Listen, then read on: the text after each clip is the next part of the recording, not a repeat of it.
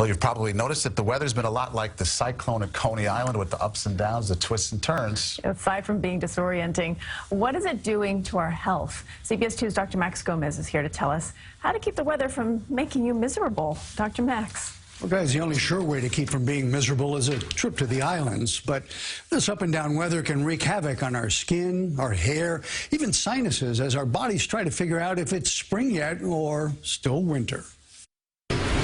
Weird doesn't even begin to describe our weather lately.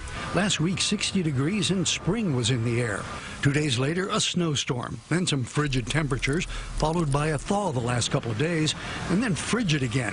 What's a body to do? When I wake up in the morning, after the heat's been on all night, I can feel it in my skin, my throat, my nails, my hair. Everything is just dry. Somi Basathia is like so many New Yorkers, trying to figure out how to dress and how to handle these wild weather swings. So my lips are quite dry. Dermatologist Dr. Bruce Katz says he's seeing many patients coming in with similar complaints.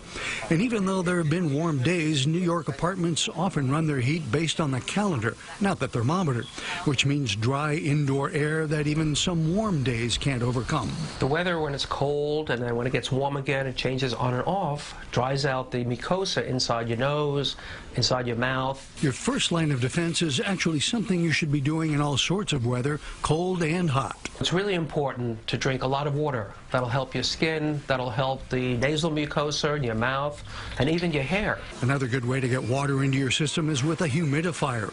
Run one at night in your bedroom. It moisturizes skin, keeps nose and throat moist, which also helps prevent colds and nosebleeds.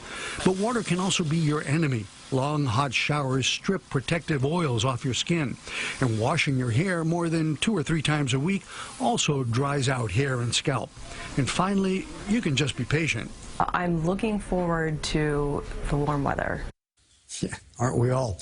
Now, another tried and true method to combat dry skin is to moisturize early and often.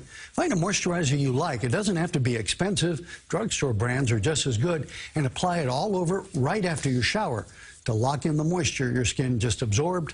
And then, hang on, it's coming. Warm weather, I promise. Someday? Well, soon. All right. Thank you. Thank you, Dr. Max.